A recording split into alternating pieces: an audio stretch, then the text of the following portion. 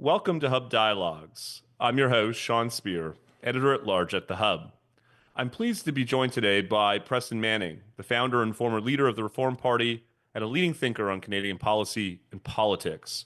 Preston published a controversial op-ed this week in the Globe and Mail about what the current election campaign could mean for national unity. I'm grateful to share his arguments with the Hub's audience. Preston, thanks so much for joining me. Yeah, no, thank you, Sean, for having me. Your op-ed, Preston, has generated a lot of discussion and debate. Let's just start with the basic question. Why did you think you needed to write it, and why now? Well, because I believe that the any re-election of the Liberal government, particularly under Mr. Carney, is going to have very negative consequences in Western Canada, negative political consequences. You're going to have an increased talk about secession, which is something I disagree with, but that's what, in my judgment, is going to happen.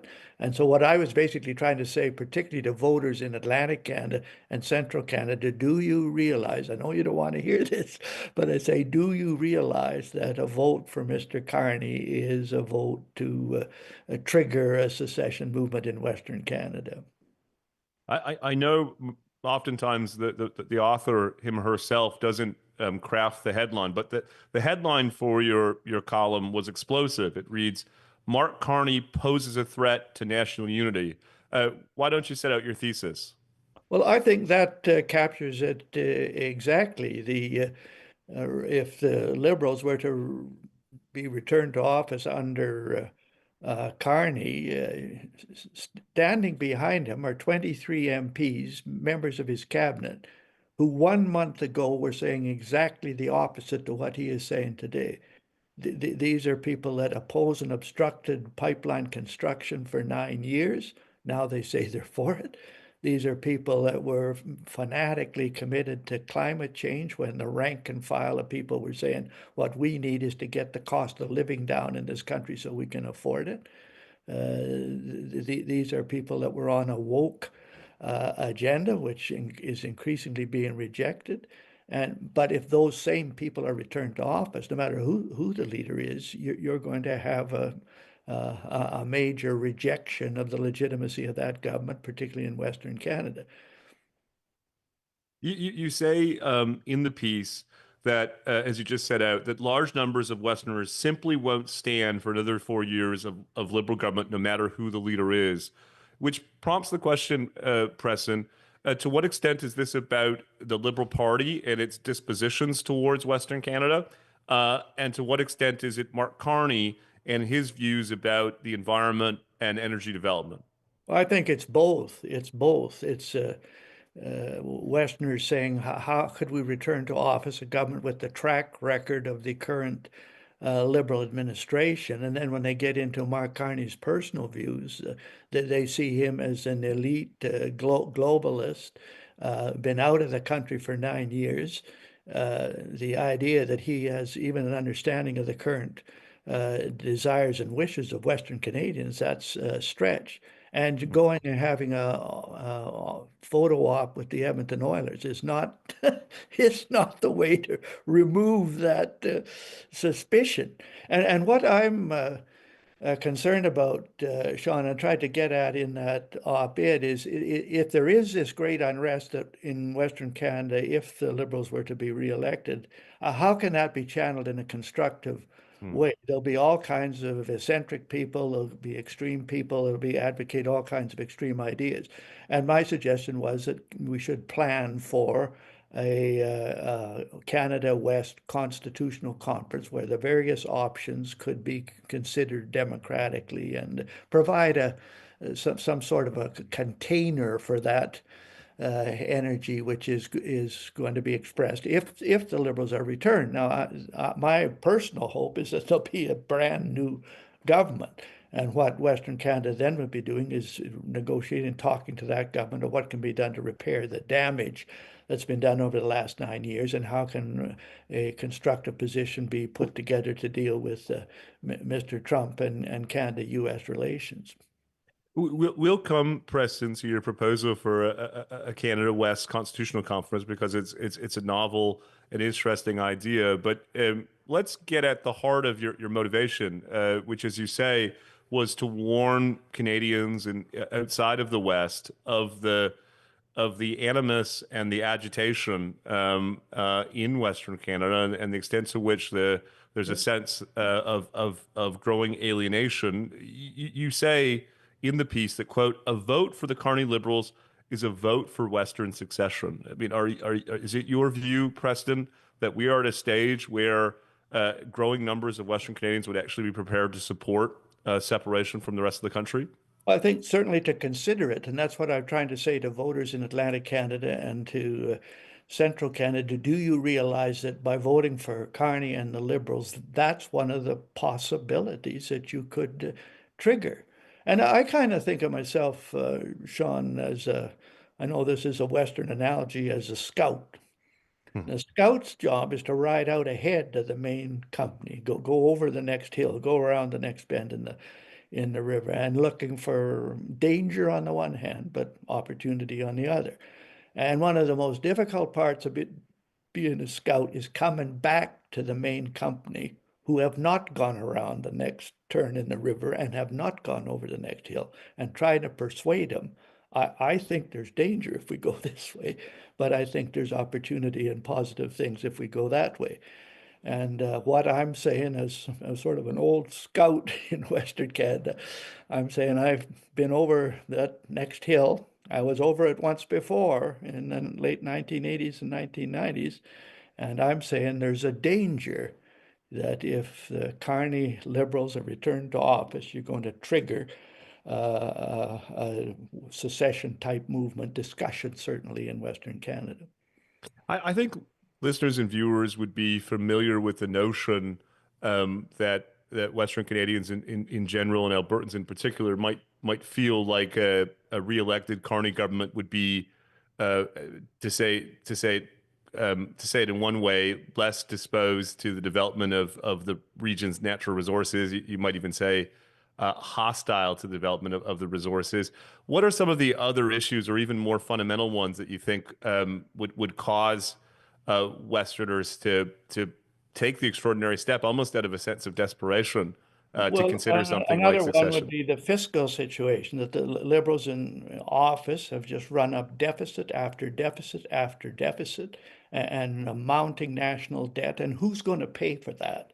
And where Mm. are the revenues going to come, particularly if a government gets desperate for more revenue? Where are they going to come from?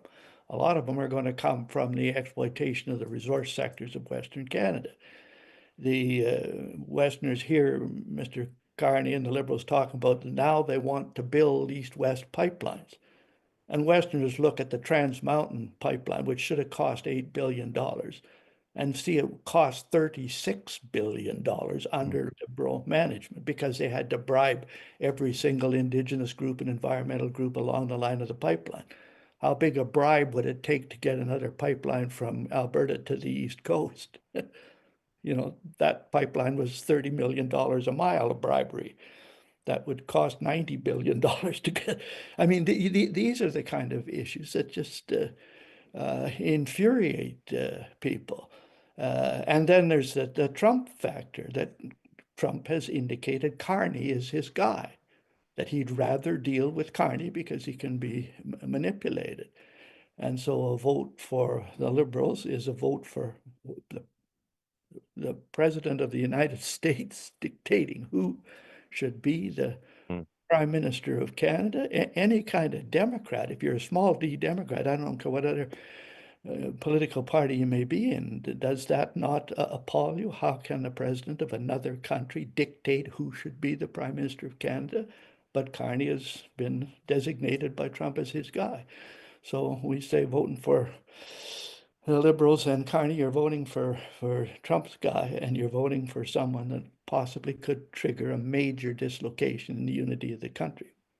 And I haven't You, I haven't even touched on Quebec yet, because you that's mentioned. another thing that could happen at the same time. Yes, indeed. You mentioned democracy. This is a subject, of course, that you've to which you've dedicated your life's work. One issue that seems self-evident to me in the event that the Liberals are indeed reelected with a majority is a growing evidence that there's something inherent to our system that stands in the way of Western Canadians' political preferences being expressed in our government, which is to say, Albertans and Saskatchewans in particular over successive elections have voted in large numbers in favor of a conservative government, but have had those set of preferences essentially offset or overturned by voters in the rest of the country. At some level, Preston, is that what we're talking about here? A growing sense amongst Western Canadians that the system just isn't working as they'd like it to? Yes, I think that is part of it, Sean. And that's been part of it for a long time. The Originally the Senate was supposed to provide some kind of regional balance, but our Senate is unelected, is ineffective, and simply doesn't perform the function of regional representation. The fact that we do not have free votes in a parliament where even members of the governing party who disagree with Yes. position on certain issues can't express that without defeating the government. This could be fixed by a 20-second statement by the prime minister, but it is not. I once wrote it out for Jean Chrétien, but he wouldn't read it. But yes, so I think a lot of this angst is rooted in the seemingly ineffectiveness of our system to allow regional concerns to be adequately presented. Now, I have to ask you, I've characterized your op-ed as explosive, provocative, controversial. That's in part because of the reactions it's received from different voices. What would you say to the argument that it's irresponsible to be raising the specter of secession, particularly in an election campaign? Well, what if it's a reality? What would these critics say? Ignore it? Until it does become self-evident to everybody that's not self-evident now? I don't think that's the responsible thing to do. I think if one sees this danger, and I am fairly familiar with Western Canada, if one sees this danger and believes it's a reality, it's not a reality now. That's what I keep saying to people. This is something that could happen Hmm. based on who wins the next election. So I think the responsible thing to do is if you see that danger is to try to warn people, just like the scout that comes back. The hardest part of his job is not going around the next bend in the river. It's coming back to the company that have not seen that and saying, you may disagree, but I think if you go this way, you're going to run into trouble. So let's in light of in order to protect against that trouble, let's talk a bit, Preston, about your proposal. As you alluded, you set out the notion of a Canada West Constitutional Conference to occur after the election campaign with the backing of at least one provincial government. What in your mind is the purpose of such a conference, and how would you envision it playing out?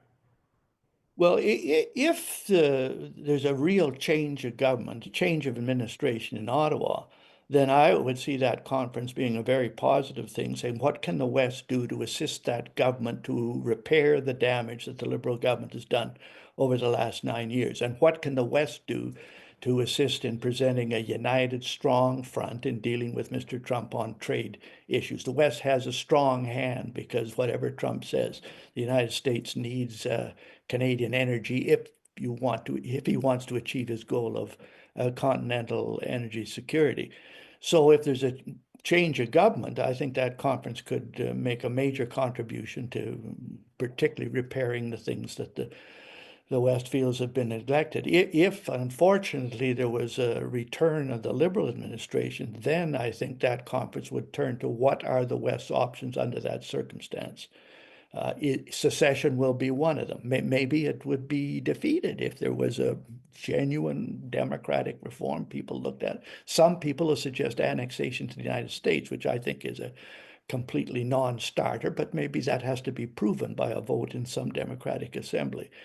So those would be the options that could be considered by such a conference in the unfortunate case of the re-election of the Liberal government. Now, you mentioned Trump. I have to bring him up because one has wondered over the course of the past several weeks, Preston, if his intention might be to exacerbate some of the fault lines that are at the center of our conversation today. In particular, if he were to exempt oil and gas exports from tariffs, one could envision a world in which we had a political debate across the country, with, on one hand, Mark Carney and the Liberals, egged on by Doug Ford and other central Canadian voices, calling on the national government to impose an export tax, and ostensibly Pierre Poilievre, the national conservative leader, and Premier Daniel Smith strenuously opposing such a policy. Um, Talk a bit about that possible scenario and how it would play into the sense of isolation and anger that we've been talking about. Well, yeah, we're talking about a lot of what if scenarios, which are difficult to deal with because you don't know whether they'll actually materialize. But first of all, I think this talk about a 51st state started as a joke, and it should have been treated as a joke. But unfortunately, particularly the commentators and politicians in central Canada took it seriously. So it's kind of become an issue. And I think this is one of the ways Trump operates. He throws out an idea that's 20 yards ahead of what his real position is, just to see what the people he's dealing with do. They get all frustrated about it and start reacting to it. Then he says, well, maybe that's a way to stir up their pot. So first of all, I think Canadians should dismiss that 51st state idea as a complete joke. You'd never get through that, the current Congress. There's a whole legal process for doing that that would never happen. But secondarily, I think Canada does need a united front to deal with Trump, and so that our approach is not divisive. And I think, and Premier Smith has made this point, one of the strongest points from Canada's position is the United States needs Canadian energy, not just petroleum from the West. It needs it needs electricity from Ontario and Quebec, particularly Quebec, not Ontario, particularly Quebec. So I think in any united negotiation with Trump, there ought to be the Canadian leader who's as united as possible up front, but standing right next to him is some hard-nosed representative of the energy sector and some hard-nosed representative of Quebec Hydro who can blink the lights in New York City if they want to impress the Americans with their influence. So I think there's a real effort has to be made to take a united approach to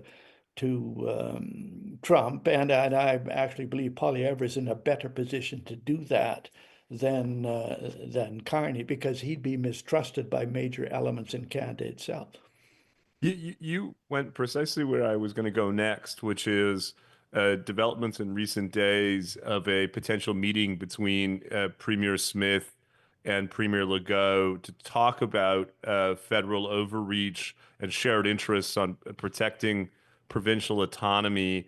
Are you optimistic at all, Preston, that there may be an opportunity here for Quebec and Alberta, who oftentimes seem at loggerheads, to be allies on this file? Oh, yes. The one thing Alberta and Quebec have in common, a lot of people stress all the things we don't have in common, but the one thing we have in common, both want a more decentralized federation. Quebec for cultural and social reasons, the West for economic reasons, but the common ground is a more decentralized federation. And one of the things I think they could agree on, and I hope it goes a lot further than just their initial talks, the next government of Canada needs to pass an act respecting provincial jurisdiction. And what it does is it amends the federal statutes that authorize federal intervention in areas the Constitution says are provincial jurisdictions. That is, it amends the Canada Health Act to reduce the federal intrusiveness there.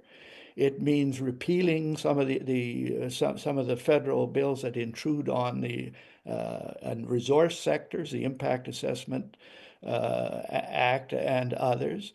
It means uh,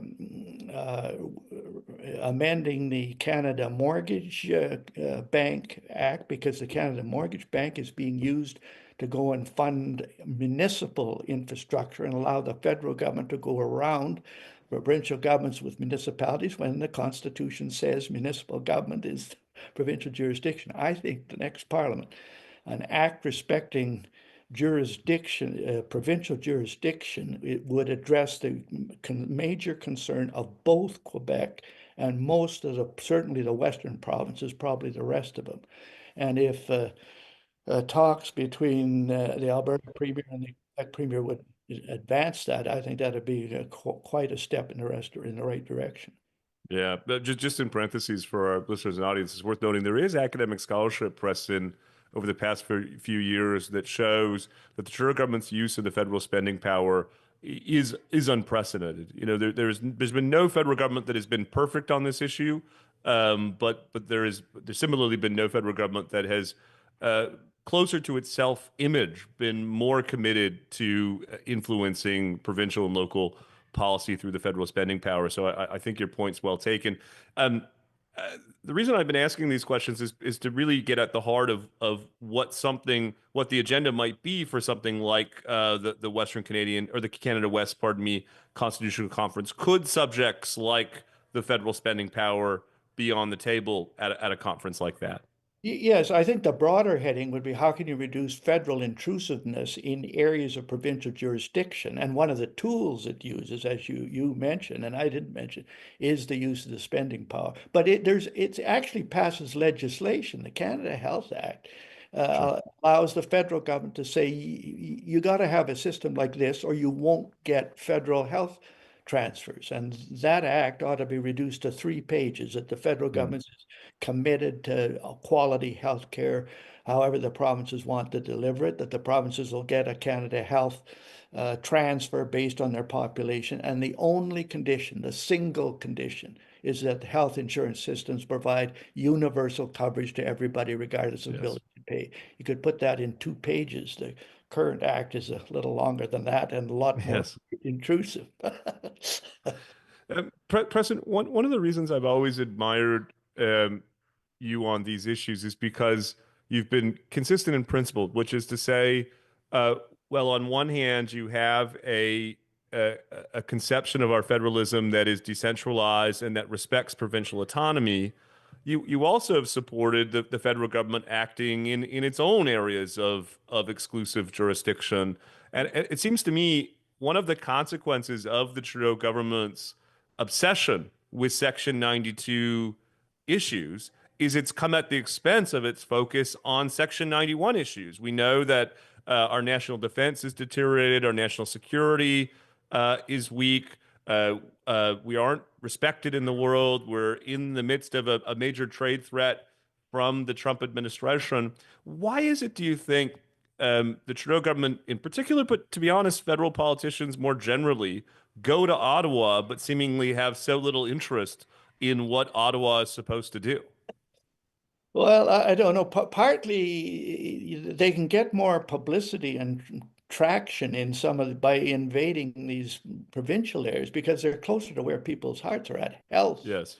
education, local government.